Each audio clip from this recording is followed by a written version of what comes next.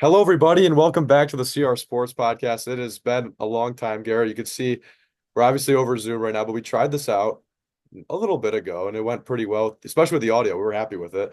But we're obviously in college. It's the first episode in a long time. There's a lot to cover. Major League Baseball playoffs are about to start in a couple days. The NFL is in full gear as the first month is over. And besides tonight, we got Monday Night Football tonight. And it's been fun. It's been interesting, but it's good to see you again, buddy. Yeah, glad to be back is an understatement.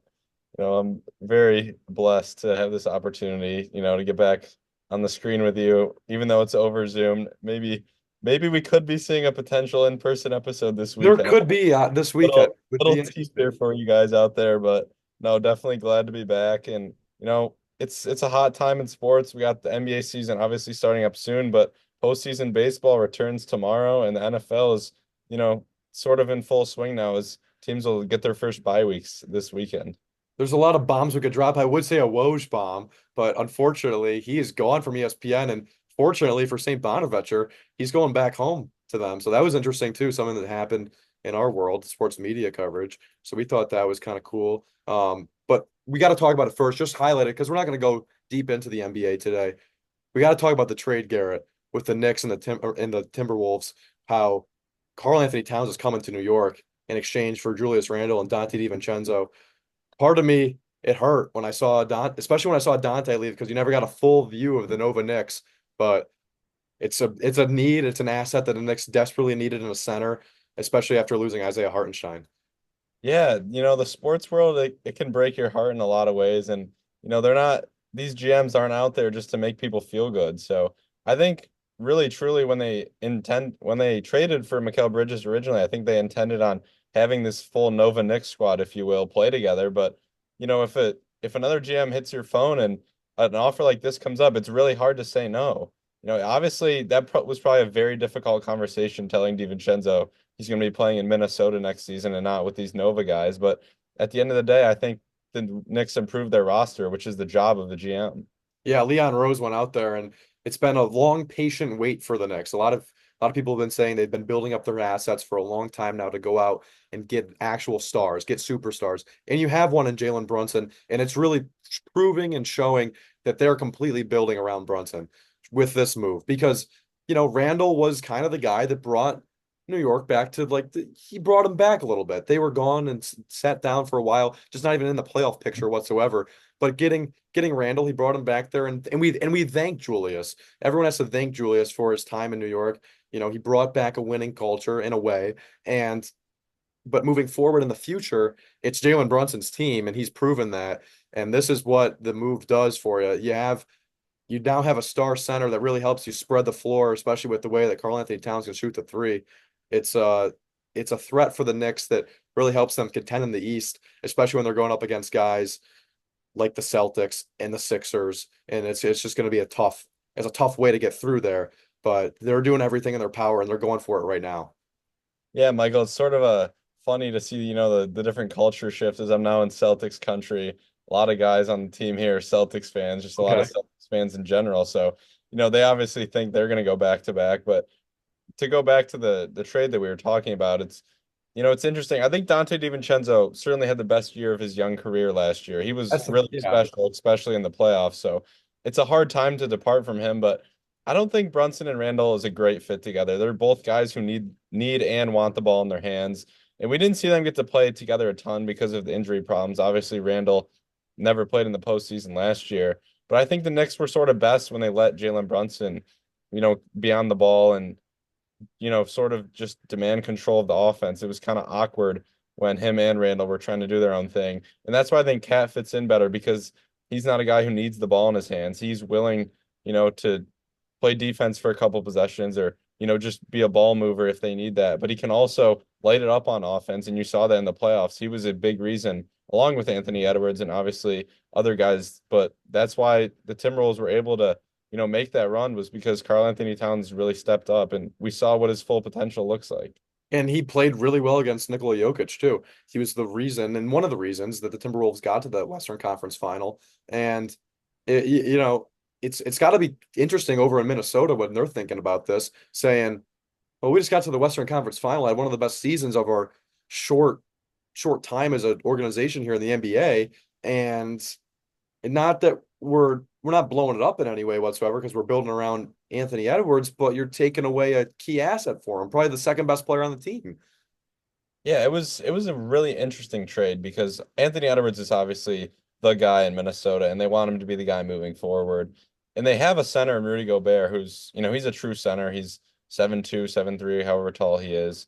But it was sort of that unique mix with Cat and Gobert that I think threw teams off. And I think it actually kind of worked. I know, people have mixed opinions on whether those two worked or not in Minnesota, but I actually think it worked and it was effective. But they're not taking a huge step back. They're getting Dante DiVincenzo Right. and Julius Randle, two guys who will probably slot into the starting lineup for them. DiVincenzo, a great defender. I'll be interested to see how Randle looks alongside Ant-Man, just because, again, like I said, Randle wants the ball in his hands. And you saw in the playoffs and even in the Olympics when Edwards was in the game, he wants to shoot, he wants to score. So Yeah. it'd be an interesting narrative there. I'll be interested to see what Minnesota's offense look. I think Chris Finch is going to have, an interesting team on his hands, but I think they can still be at the top of the Western Conference. I think so too. It's just gonna be it's one of those trades where there's not a clear winner, I think, so far, at least yet. In my eyes, it is the Knicks. It's a tough move to make, but I think it is the right move. I think you feel the same way, Garrett, but there's a lot of people around the league that are saying either the Timberwolves won or they just don't know yet. It's kind of this TBD up in the air feeling with this trade. And Yeah, it was a and huge trade that just went down like out of nowhere. yeah, it's every trade is TBD as who the winner is, even if it seems lopsided. A guy could pop here or there, but when it initially happened, I was like, the Knicks just like scammed the T-Wolves, and then I sort of thought about the trade more and the fit with each team, and I was texting some people, and I was like, this feels a little more even than I originally thought it. Karl Anthony Towns, yeah, he's got that big name, but he's also not averaging, 25 points a game. There's times in the season where he sort of became the third option in Minnesota and he struggled. But when he plays at his full potential, he can be the second guy in New York, maybe even the first guy if Jalen Brunson has an off night. So it's a really interesting trade, and I think there's certainly benefit to both sides.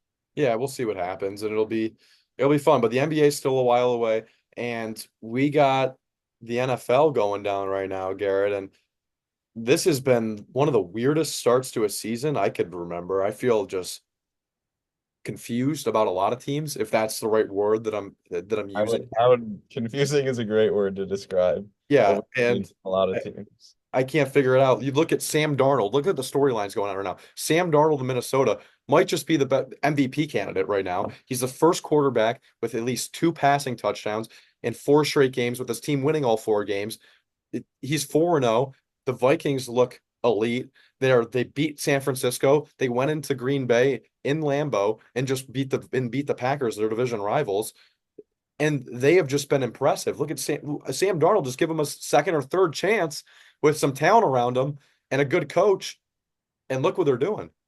I'm amazed at what Kevin O'Connell's done with Sam Darnold. I think Sam Darnold is very talented, but it just took the right offense to sort of unlock him. Do I think his play is going to stay this high the rest of the year? Probably not. But I do think he can be the guy, the quarterback of the future in Minnesota.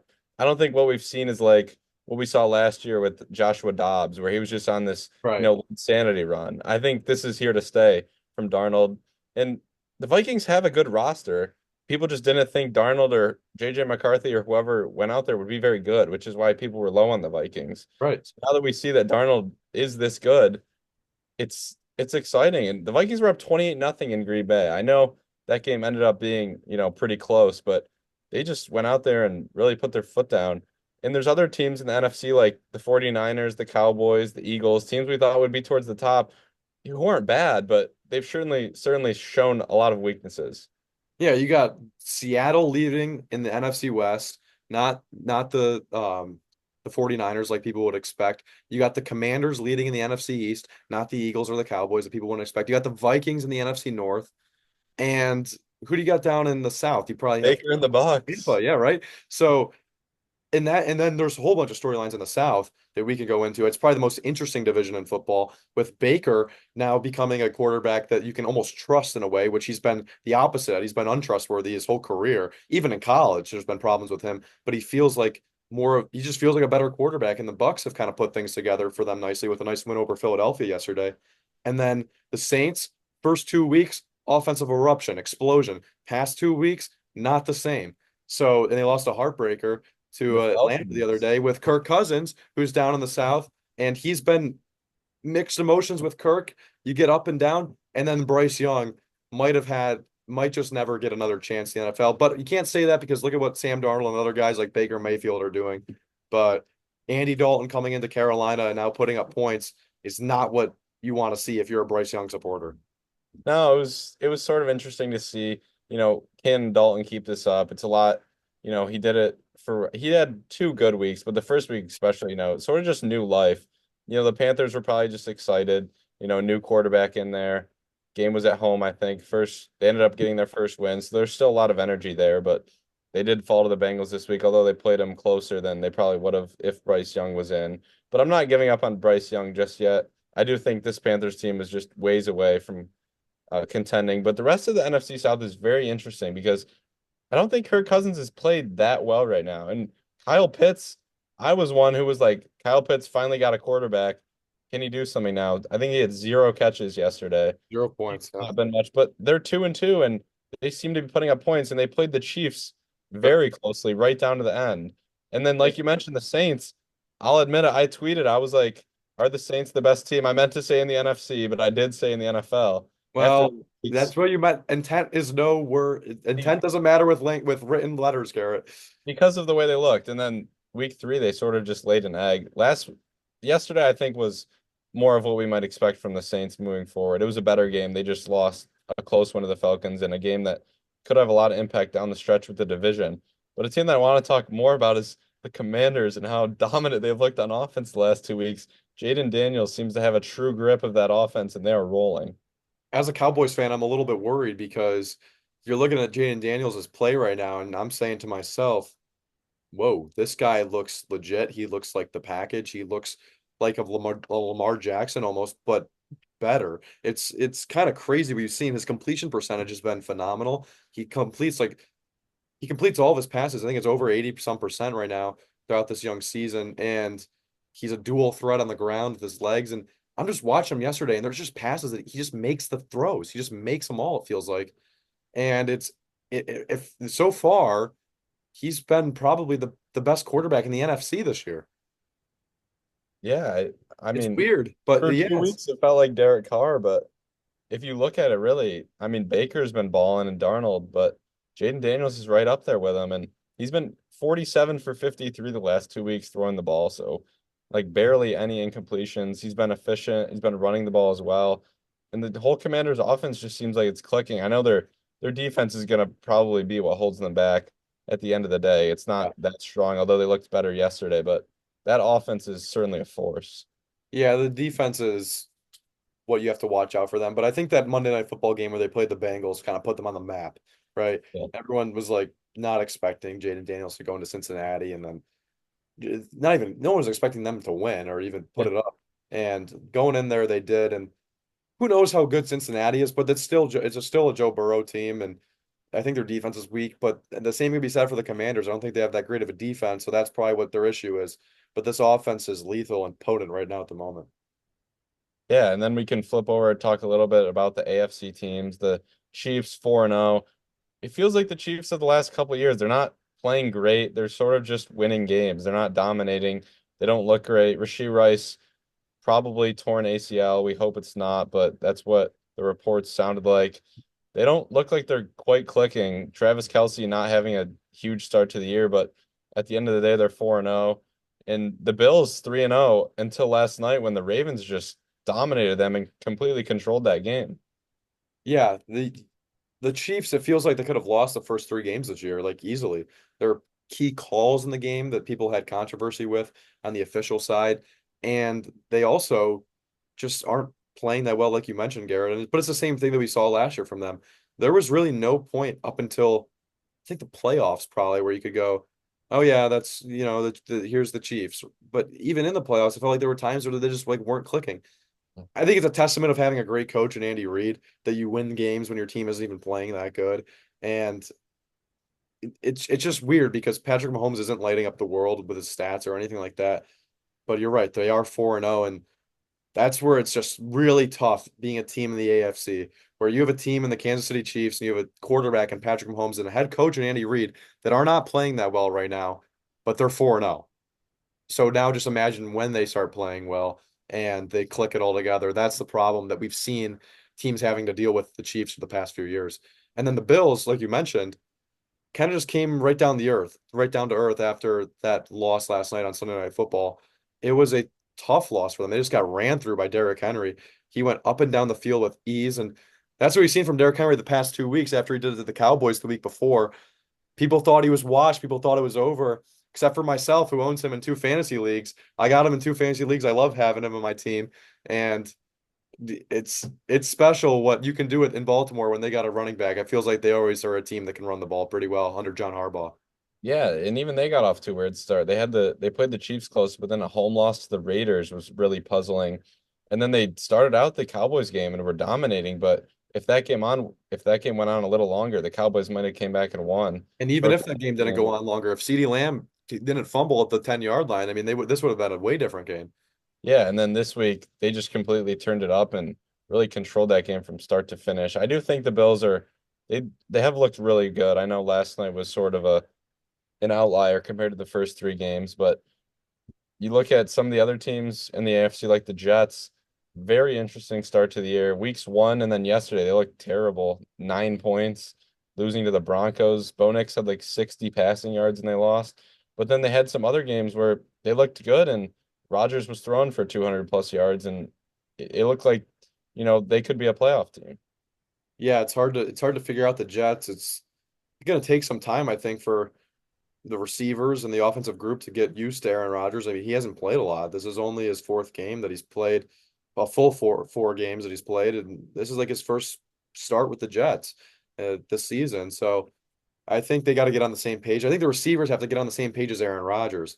And a lot of people have made speculation about it, Jets fans really, but Devontae Adams is sitting out there kind of as a trade target for a lot of teams that need a wide receiver. And you know who'd like him more than anybody else, and that's Aaron Rodgers. So you'll see if the Jets make a move and fire on a receiver like that, just another Green Bay and Rodgers guy.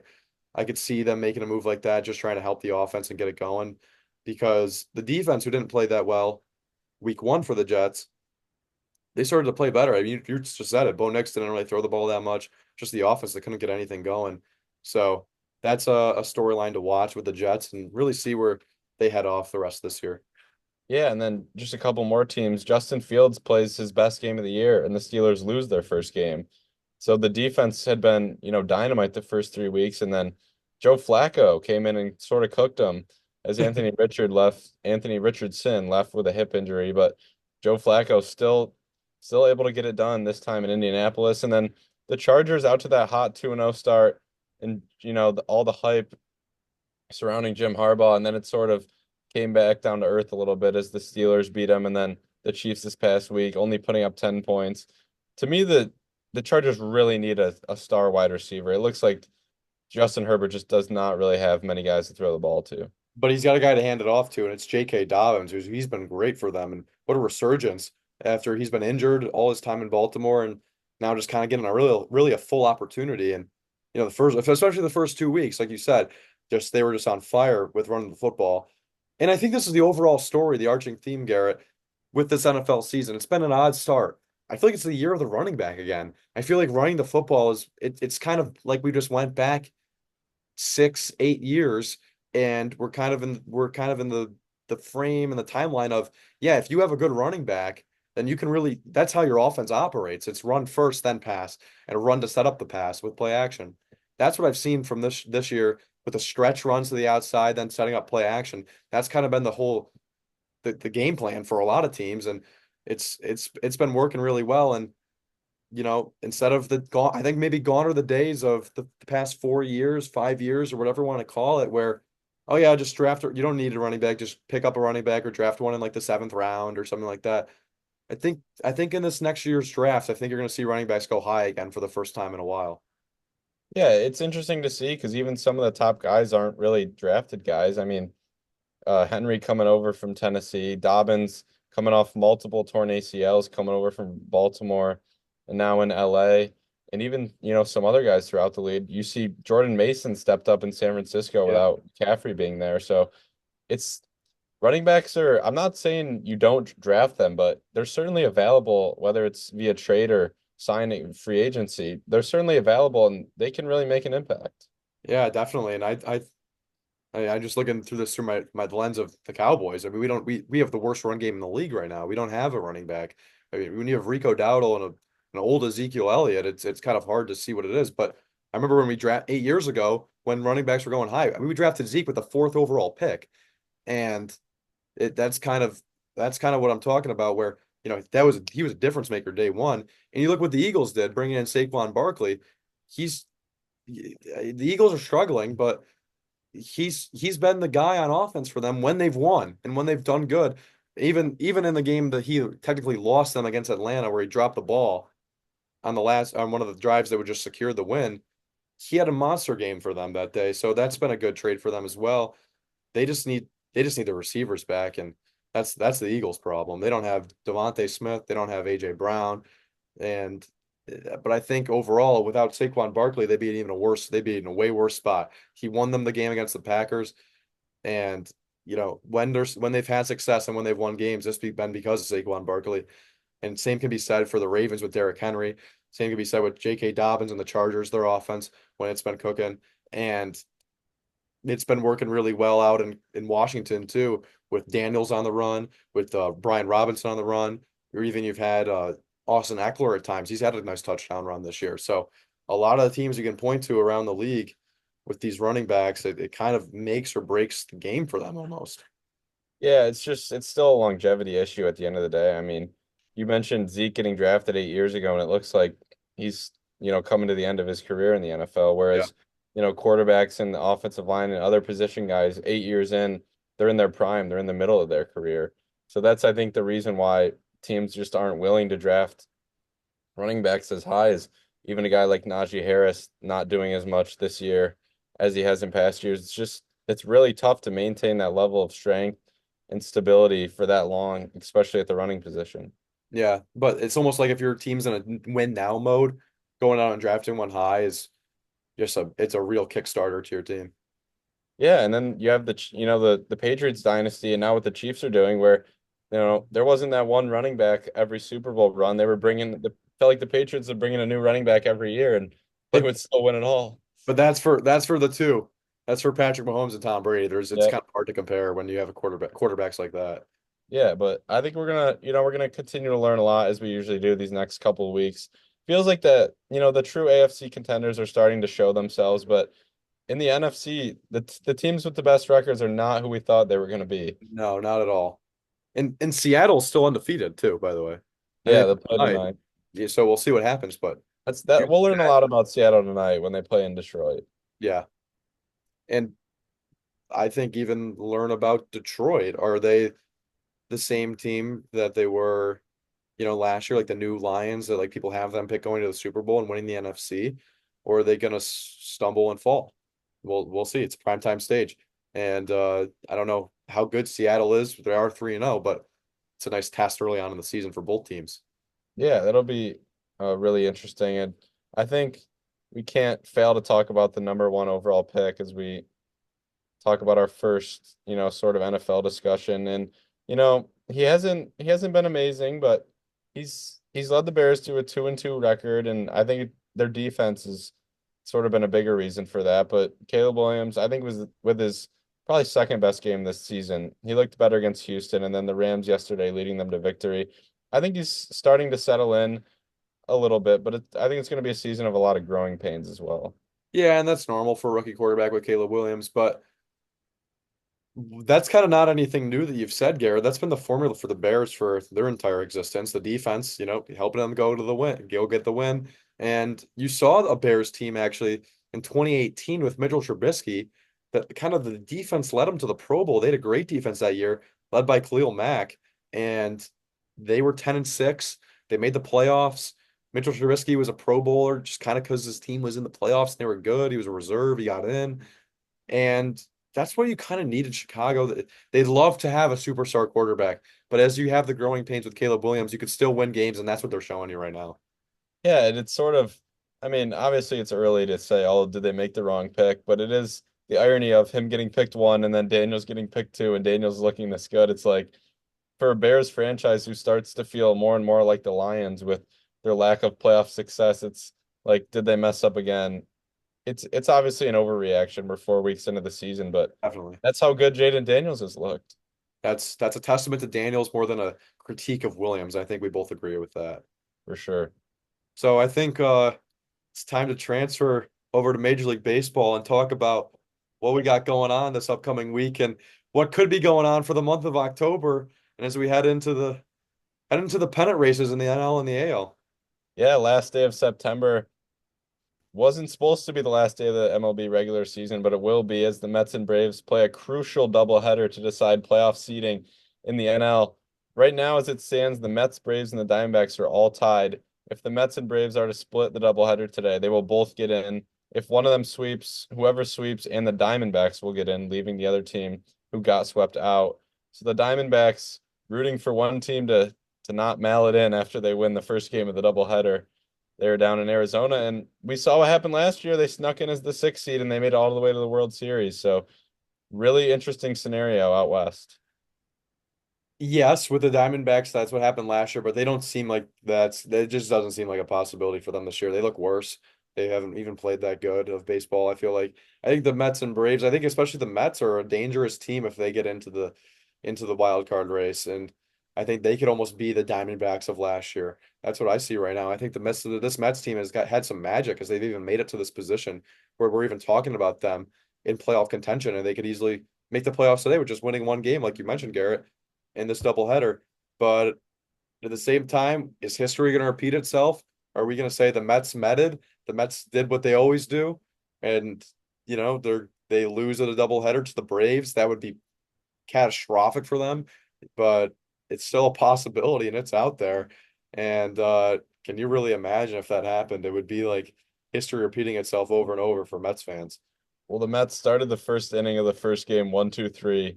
Lindor back in the lineup though recently. That's really going to be crucial. If he wasn't able to come back, I don't think they could be taken as serious in a playoff run. Well, the other thing we got to mention too is when he was hurt, Luis Angel Acuna, Ronald Acuna's brother, coming in for Just them. on He fire. was he was unbelievable. He looks like a future superstar when he was playing for them. And it's interesting too because he wasn't good in AAA. He had a rough season in AAA the year before, and then he comes up to the big leagues and just shows and just rakes, to be honest with you. So that's the interesting thing that you saw with the Mets. And yeah, we'll see what happens, but we'll keep you updated, I guess, as we have just a little bit left of the podcast. But you say 1, 2, 3 in the first. Yeah, but I mean, we gotta forgot to mention just how good Acuna's been. He's not in the starting lineup of game one, obviously because Lindor is back, mainly being the reason. Lindor was on that crazy on base streak too before he got hurt. So he's having another career year. It feels like he sort of flies under the radar in New York as a lot of other guys get the attention. But I think the Mets and the Diamondbacks are more dangerous teams than the Braves are. I know the Braves have done it before in the past, but it's the Diamondbacks offense that can be really electric at times. Corbin Carroll had a pretty terrible start to the year, but ever since then he's been a lot better. Christian Walker's now back healthy. They have a bat like Josh Bell in off the bench if they need it. And Ketel Marte's had 36 home runs this year. He's been amazing. So that does remind me it's hard not to talk about the fantastic season that Otani just had with 59 home runs and 54 stolen bases. The first guy ever to go have a 50-50 season. And that the game he 55, did it in, 55 home runs, right? I think it was 54. 54. Okay. But that game he was 6 for 6 with I think it was 3 home runs, 2 doubles, like 11 RBIs or something. It was like I think he added like 1.1 F4 on his season just from one game. It was just remarkable. And he's not even pitching yet. Like imagine what else he could do if he then went out and struck out 3 batters in the bottom of the inning. It's truly incredible what he's doing. But the question with the Dodgers is what are they going to do in the playoffs? Because it feels like they're winning the NL West every year. What They happened? got one World Series recently, and it was in the shortened season that some people don't even want to give them credit for. Yeah, I feel like it's kind of It's tough. I mean, there's 60 games that year. It was COVID. It was a neutral environment. It was just a weird year for baseball, and there was no fans, so it's tough. But what are the Dodgers going to do? Pitching is their issue, though, Garrett. How confident can you really be in the Dodgers when they don't have pitching right now? And is Clayton Kershaw going to come back? And can you really trust him in the playoffs? And even coming off of injury like this soon, I don't know. If I was a Dodgers fan, I wouldn't be too confident going into the postseason just because they have a real lack of pitching. Yeah, it's I think it's hard to pick a team in the West who I'm most confident in. I think, the Dodgers and Phillies certainly make really good cases. I want to say the Brewers, but their pitching just isn't good enough. I don't think in the playoffs. They got guys like Frankie Montas and Aaron Savali in the rotation who, they're fine if they're 4-5 in the regular season, but at the end of the day, the Brewers have like one, maybe two elite pitchers for the playoffs. And their offense is, it's finally a new Brewers team where I think the offense sort of is first and then maybe the pitching, which we don't usually see from them. Yeah. But then you have to look at a team like the Padres who just got so hot after the All-Star break. They're a dangerous team in the West, I think, this year. And who knows what'll happen. But we could see them really, just putting on a show in this postseason, maybe being a team that wins the NL. I think that's a real possibility with the Padres. Yeah, and with, Tatis back now, how about the rookie Jackson Merrill? Just has the clutch gene too. He's been amazing. Jurickson Profar career year. And then you have guys still in that lineup like Xander Bogaerts and Manny Machado who have done it time and time again. So the Padres are gonna, if they can win, they still don't know who they'll be playing yet. It'll be one of the three teams we see playing now in the 4-5 game. But I could see the Padres totally winning that series and then going into LA and winning that series as well. And even, winning the NL. I think there's a ton of talent there, but right now I think the Dodgers or Phillies might be the best team in the NL. And I think the NL, yeah, we haven't even talked about the Phillies. They are still a really good team. But what we've seen in the playoffs, especially in the National League, is that it's not always the best team that makes it there. And that's something weird that it's been with baseball's postseason, especially in the National League. But we got to talk about the American League too, Garrett. You talked about the MVP on that side with Shohei Ohtani. We'd be doing a disservice to the listeners and just to everybody and even to ourselves if we didn't talk about the season that Aaron Judge had. He's the first player since Barry Bonds to have over a 700 slugging percentage on the year. Just a phenomenal year, yet again with 58 homers and over 140 RBIs. He was just terrific, and he's doing this at the same time while batting 320. So he's not one of those guys. Oh yeah, he's going to strike out all the time. Doesn't get on base. No, he gets on base. He walks, does everything, and he was everything and more what you could ask for an MVP and as a captain of the New York Yankees. And it's the same question with the Yankees. They're the one seed in the American League, and this is an American League, Garrett, that it just hasn't been too great this year. Really, the Yankees have the best record with, I believe, 94 wins. It's not anything unbelievable, and you're looking at it as a fan. The Yankees got hot at the right time. They had their struggles in the mid part of the season, but getting hot late. It's almost like you should get to the World Series right now. That's a team that I believe they should be. But what we've seen from baseball, what we've seen from the Yankees in the playoffs is that always hasn't happened, and it's shaping up for another round of the Astros showdown with New York, and I think in the ALCS.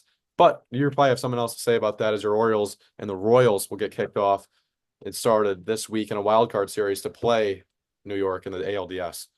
Yeah, and just to touch on Judge, like you were saying, if it weren't for, I know Vladdy was up there in batting average too, but Bobby Witt keeping him from the AL Triple Crown and for Yeah. leading pretty much every statistical hitting category in the AL, just another tremendous season. It almost just feels tiresome, at least from an Orioles fan, and you hear these milestones sometimes, and you just kind of shrug your shoulders, but it truly is just so impressive. We're just used to it at this point, which And is he's a test. not and he's not in the steroid era either. That's the other thing. He's not It's really it's really a testament to just how dominant he's been now on the stretch. But I look at the AL and I sort of look at it from two perspectives. You got the Yankees, the Guardians, and the Astros. The Astros have been to what, six straight ALCSs. yeah. The Yankees, they're usually a postseason team. We see them a lot. The Guardians sort of taking control over the AL Central over the past 5 years or so. And then you look at the wild card, and it's the young Orioles, the young Royals, and the young Tigers. At least The Tigers and Royals, I did not see making the playoffs this year. I thought they were still 2 or 3 years away.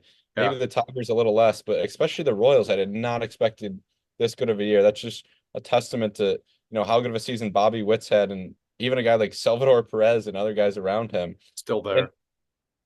the Orioles are sort of, I think, in the in-between category. You look at their roster and they're still really young, but they're also, they won the AL East last year. They're making a return to the postseason. So I'm still going to throw them in with the young teams, but it sort of feels like it's split of like the veterans and then the young kids.